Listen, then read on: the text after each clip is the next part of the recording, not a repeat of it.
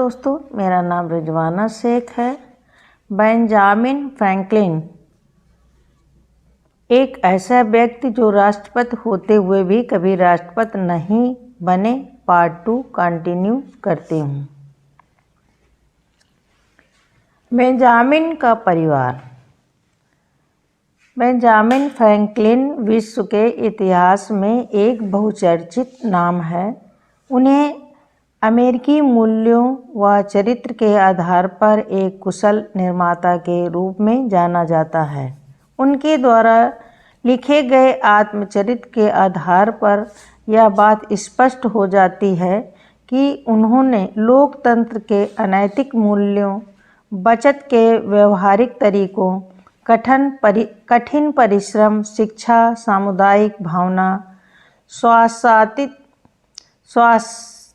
संस्थानों, राजनीतिक तथा धार्मिक स्वार्थ के विरोध में अपना अमूल्य योगदान दिया और विश्व का मार्गदर्शन किया। उनके जीवन से संबंध रखने वाली कई घटनाओं से इस बात के अनेक उदाहरण देखने को मिलते हैं कि वे कोई साधारण मनुष्य नहीं थे। उनके जीवन चरित्र से यह बात पूर्ण रूप से स्पष्ट हो जाती है कि कोई मनुष्य किस प्रकार लगातार प्रयत्न करते रहने और कठोर परिश्रम के बल पर सफलता पा सकता है। बेंजामिन के पिता का नाम जोसाया फ्रैंकलिन था। जोसाया का जन्म 23 दिसंबर सन 1657 में इंग्लैंड के नॉर्थहैम्पटनशायर नामक शहर के एक्टन गांव में हुआ था। जोसाया के पिता का नाम थॉमस फ्रैंकलिन था, जो कि एक लुहार व किसान थे। उनकी माता का नाम जेन व्हाइट फ्रैंकलिन था। जोसाया अपने माता पिता की 9वीं संतान थे और अपने सभी भाई बहनों से छोटे थे। उनमें से ही काम के प्रति बहुत लगन थी। उनमें शुरू से ही काम के प्रति बहुत लगन थी। वे उन मेहनती लोगों में से एक थे जो जीवन में कुछ कर गुजरने की इच्छा रखते हैं। उन दिनों इंग्लैंड में चार्ल्स द्वितीय का राज था। कुछ राजनीतिक व धार्मिक उथल पुथल के कारण जोसाया को सन 1682 में अमेरिका के वसाहती क्षेत्र में आकर बसना पड़ा।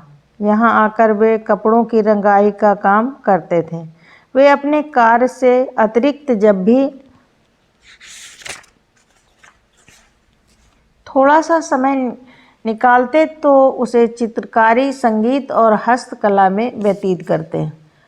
यह उनकी रुचियों में से सबसे मनपसंद कार्य थे। बौद्धिक विषयों तथा जीवन के जुड़े कई जटिल पहलुओं में उनकी सूझबूझ की सराहना की जाती थी। वे अक्सर अन्य कार्यों में उपयोग में लाने वाले उपकरणों से छेड़छाड़ करते रहते तथा उनकी कार्यविधि को जानने की कोशिश करते। उनका दिमाग भी जिज्ञासु प्रवृत्ति का था। उनमें हमेशा से ही कुछ न कुछ कर गुजरने की तमन्ना रहती थी। जोसाया ने 2 विवाह किए थे। उनका पहला विवाह 21 वर्ष की आयु में सन 1677 में एनी चाइल्ड नाम की महिला से हुआ। एनी का जन्म सन 1655 में इंग्लैंड के नॉर्थहैम्पटनशायर शहर में हुआ था। उनके विवाह के लगभग पहले 2 वर्ष में ही 3 संतानें पैदा हो चुकी थीं। इसके बाद जोसाया अपने परिवार को लेकर बोस्टन में जा बसे। वहाँ उनका रंगाई का काम नहीं चला तो उन्होंने साबुन और मोमबत्ती बनाने का काम शुरू कर दिया। बहुत ही जल्द उन्हें इस काम से अच्छी आमदनी होने लगी। इसी के साथ उनका परिवार भी बढ़ता गया और उनके घर 4 और संतानों ने जन्म लिया। अब जोसाया और एनी की कुल मिलाकर 7 संतानें हो गई थीं, जिनके नाम क्रमशः एलिजाबेथ, पुत्री, सैमुअल, हैना, जोसाया, एनी, जोसेफ और जोजेफ थे। उनका साबुन और मोमबत्ती बनाने का काम भी खूब चल निकला था। इसी दौरान उनके परिवार को एक गहरा सदमा लगा, जिसमें 7 नन्हे बच्चों की मां एनी इस दुनिया से चल बसी। उस समय उसकी आयु 35 वर्ष और उसके सबसे छोटे बेटे की आयु केवल 11 वर्ष थी। बच्चों के पालन पोषण और परिवार की देखरेख के लिए जोसाया को एक नए हमसफर की ज़रूरत थी, अतः उन्होंने पुनः विवाह करने का निश्चय किया। जोसाया ने दूसरे विवाह के लिए अबिया नाम की एक महिला को पसंद किया। उस समय अबिया की आयु 22 वर्ष थी। उसका जन्म 15 अगस्त सन 1667 को मैसाचुसेट्स के नैनटकेट नाम द्वीप में हुआ था। उसे इस बात से कोई फर्क नहीं पड़ा कि जोसाया को उसकी पत्नी से 7 बच्चे हैं। उसे जोसाया से चरित्र की खूबियों ने अपनी ओर आकर्षित किया और वह उसके साथ विवाह के लिए राजी हो गई। अबिया के पिता का नाम पीटर फोजर और माता का नाम मैरी मोरिल फोजर था। उसके पिता पीटर इंग्लैंड से आकर बसे हुए लोगों के लिए एक आदर्श थे। वे एक स्कूल में मास्टर थे।